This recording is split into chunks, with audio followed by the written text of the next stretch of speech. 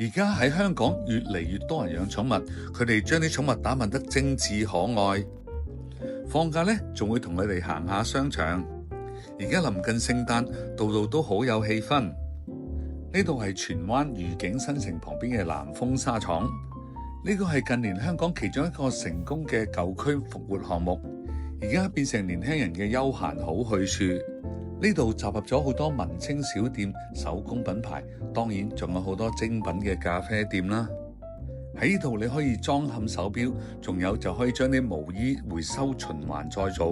佢哋係香港少數歡迎寵物嘅商場，而且好多文創產品都有本土特色，所以近年相當受年輕人歡迎。你睇下，星期六日真係人頭湧湧啊！而且管理公司特別留翻條懷舊嘅樓梯，等大家可以嚟打卡影相，又會不定期咁舉辦一啲特色嘅市集。今日就有用傳統嘅木頭機嚟到影即有，係咪好有特色呢？